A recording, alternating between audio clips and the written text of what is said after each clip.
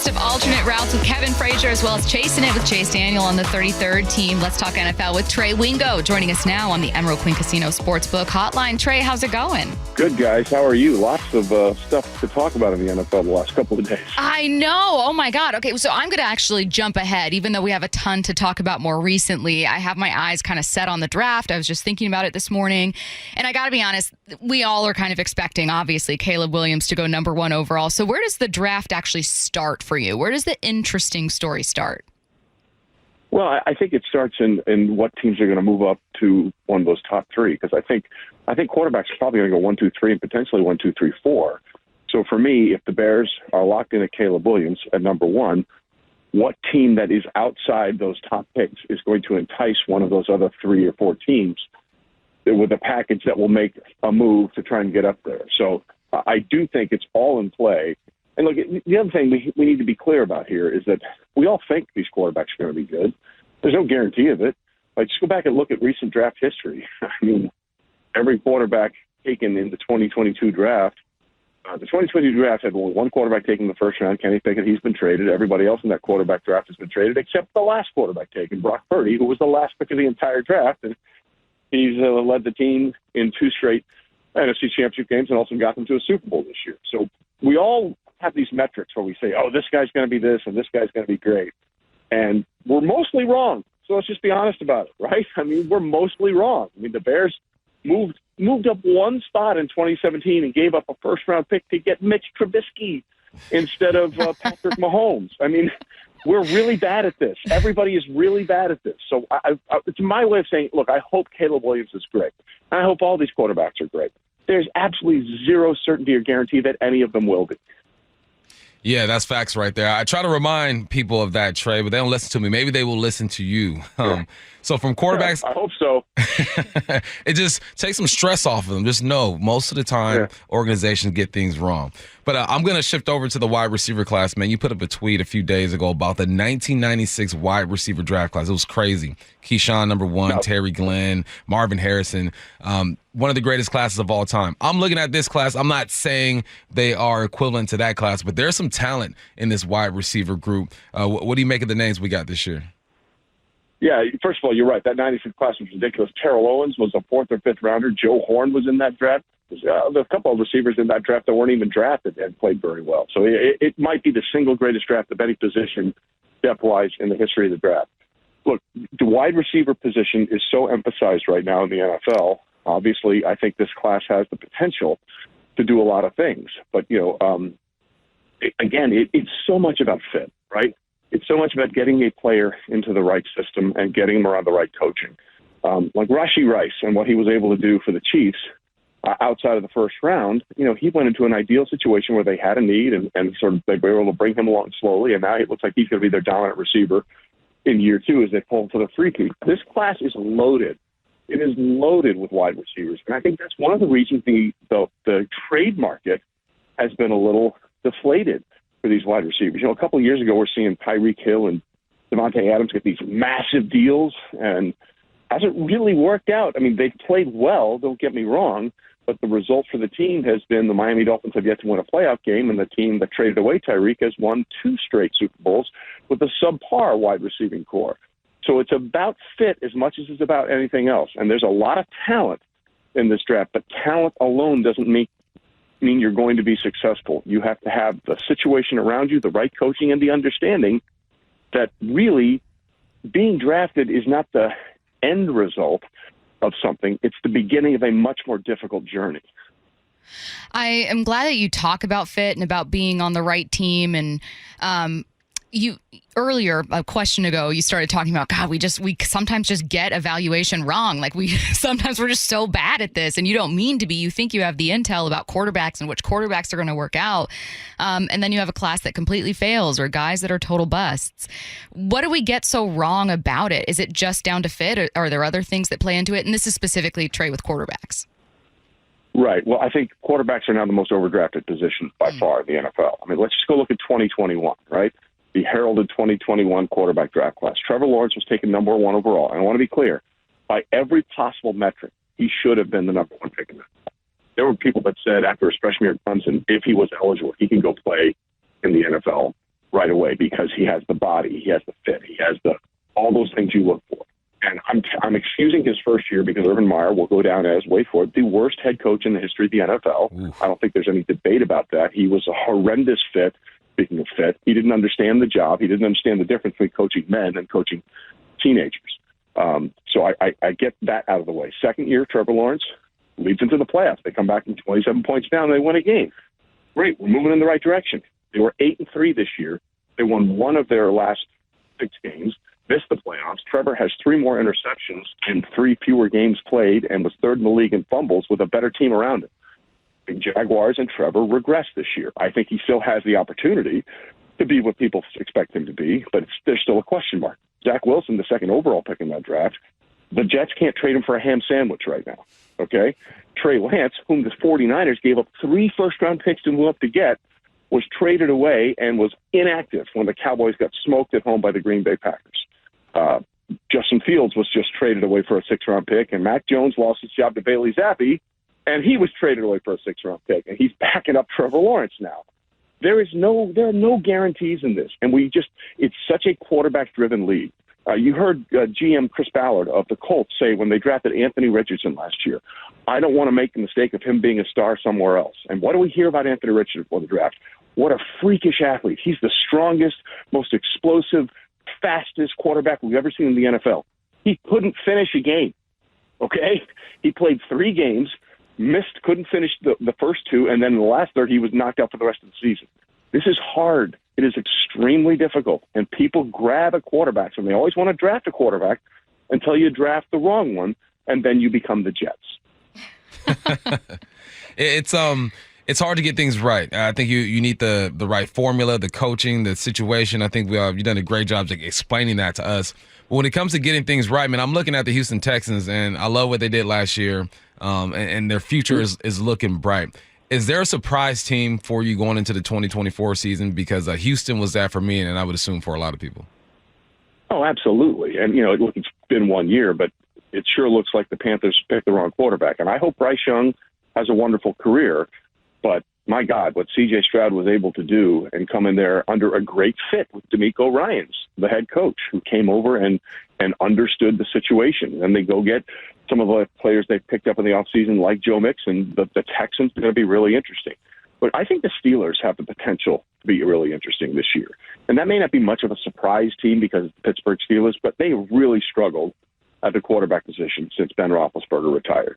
Well, now they have Russell Wilson there on a 1-year deal, and backing them up is Justin Fields. They just signed Cordell Patterson, and with the new rules that we have in the NFL right now, suddenly the idea of kick returns become very important, and we all know Cordell Patterson can do that very, very well. The AFC North might be the toughest division in football this year, but I think the Pittsburgh Steelers, after having just a horrendous offensive output for most of the last 2 seasons, might really surprise people with how efficient that offense is going to become. I really like the new kickoff rule. I don't mind it at all. I'm curious to know what you think about it, and also with the hip drop tackle, which has been a little more controversial. Yeah, well, let's start with the kickoff. I love it because they're trying to increase the idea of kickoffs or kick returns. Right. And basically what you're giving the kick returner is, okay, get through this one wall and you got a shot. And we've gone down to the point where we had, I think we only had 4 or 5 kickoff returns for touchdowns last year. Really, really low. And I think this is going to increase that dramatically. I hate the new onside kick rule, by the way. I think that's a joke. I love the fact that it was proposed by special team coaches who basically say, hey, man, give us a chance. We have to declare that it's going to be an onside kick. I think that's the dumbest thing in the world. 2 of the greatest plays in the history of the Super Bowl were surprise onside kicks. Everyone talks about Super Bowl 44 with the Saints and the Colts, which really changed the momentum of that game. But the next thing before that was Super Bowl 30. The Cowboys were cruising to take care of the Pittsburgh Steelers, and they got a surprise onside and scored a touchdown to make that a 3-point game that the Cowboys eventually won. But the surprise onside, it's one of the most fun, exciting plays in the game, and they just neutered it, and I have no idea why they did that. It drives me crazy. Yeah, I'm with you. And I think we saw a stat the other day that most of the onside kicks come in the fourth quarter. I mean, you pretty much know when it's going to go down, and I'm right. The surprise element is what I love the most as well. I want to focus on the Kansas City Chiefs for a little bit, man. They're trying to do something no one's done before in the Super Bowl era, back-to-back-to-back championships. Last year, that team was carried by the defense until you get into the playoffs and Mahomes just takes this thing over, says, look, I got you guys. What do you think, man? What do you think their odds are for them to see something we've never seen before? Yeah, real quickly before we get to that, I'm sorry, she asked about the hip drop tackle, and I didn't say anything about that. So, if you don't mind, I'd like to address that as well. Yeah, I appreciate it. The hip drop tackle, even hard to say. The hip drop tackle is just a tackle, right? I mean, let's just be honest about it. It's a tackle. You are trying to get a defender to get an offensive player to the ground. And they talk about the injuries, whether it was to Tony Pollard in that playoff game a couple of years ago, or whether it was to Mark Andrews in the Monday night game between the Ravens and the Bengals. Go look at that tackle by Logan Wilson on Mark Andrews. That is defined as a hip drop tackle now. How else is he getting him to the ground? How else is he going to get this guy to the ground? You can't hit him high. You can't hit him in the knees. You can only aim for the waist. And if he's pulling away from you, you have to find a way to drag him down. Now, there are certain examples I understand. If you literally grab him by the waist and throw your body weight into that leg, and that creates an issue, like we saw the Jaguars defender do against Patrick Mahomes in the divisional round last year, that hurt his ankle, and he still was able to gut it out and take them to the Super Bowl championship. But it's a tackle. Like, I really feel for defenders right now, unless there's an intent to injure. And what I think is going to happen, you're going to see a million flags on this in the preseason games. And then once the games start, those flags will lessen up a little bit unless it's really egregious. But I hate the idea of this, and I don't know what defenders are supposed to do. All right, now back to my question. The Kansas City Chiefs, Sure. man. What do you think about them? Three-peat, the possibility? What are your thoughts? Well, the coldest thing I've ever seen in all my years covering sports is that text that Patrick Mahomes sent to his family before the final game of the regular season, and Brittany Mahomes posted it. Oh, yeah. He said, I've decided we're going to win the Super Bowl. Not that I think we're going to the Super Bowl. I think we can win the Super Bowl. I think we have the team to do it. He decided, as if no one else had a say in the matter. And lo and behold, what did they do? They hold the Dolphins to their fewest point total of the season, 7 at home. Oh, never won a road playoff game. Fine, I'll just go to Buffalo. We'll take care of Josh Allen and the Bills. Oh, wait, Lamar Jackson and the Ravens, number one seed and that outstanding defense? No, our defense is better, and we'll take care of that. And, guys, I've been doing this a long time. I don't know that I've seen anybody like number 15.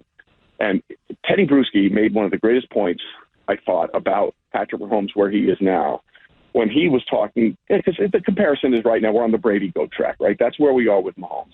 And Tom was carried to his first few Super Bowls by the Patriots. He didn't become Tom Brady, the everything quarterback, really until 2007, where we got Randy Moss, and then you bring in Gronkowski and all this kind of stuff, and then he understood the position. Patrick Mahomes has been that way since his first season as a starter, when he threw 50 touchdown passes in 2018 and was the MVP. He got to the Super Bowl and won. He got to the next Super Bowl and they lost to Tom Brady because they had both of their tackles missing, and then they back-to-backed it now. He has carried this team at a much younger portion or start of his career than anybody in the history of the NFL. And, his numbers are just astronomical when you look at the team's record in the regular season and the record in the postseason. They are ahead of Tom Brady after the same number of games in every statistical category.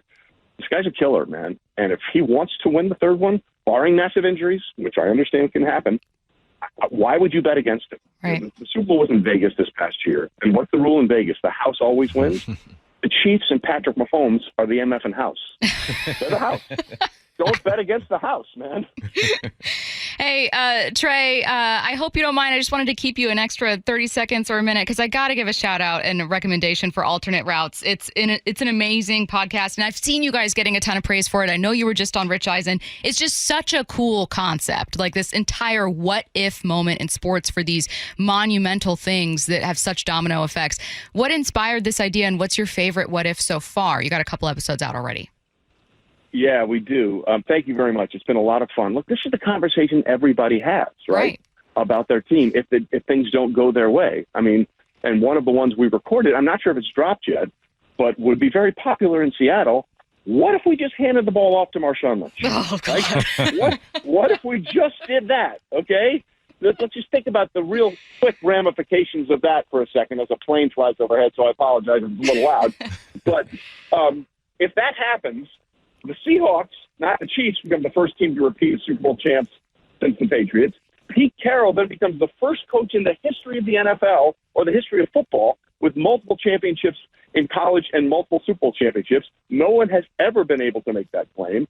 The Patriots will have gone over a decade without winning a Super Bowl. Tom Brady probably gets jettisoned a few years early for Jimmy Garoppolo, and then Bill Belichick probably sees it all go sideways with Jimmy Garoppolo, so the stain is off that. And Marshawn Lynch, remember, he was launching that athletic footwear line at that Super Bowl, or athletic leisure wear, sorry. And if that happens, maybe he becomes an icon in sports fashion, and Lululemon doesn't exist. It's such an amazing concept. There's already about 4 episodes out. If you guys have Wondery Plus too, you can listen to the new one, which is What If Chris Webber Didn't Call a Timeout. You get early access to those. Yeah. Very, very cool podcast. Absolutely recommend. It's called Alternate Routes with Trey Wingo and Kevin Frazier. He is Trey Wingo. Trey, thanks so much. We appreciate it, man. Thanks, Trey. You got it, guys. Anytime. Take care.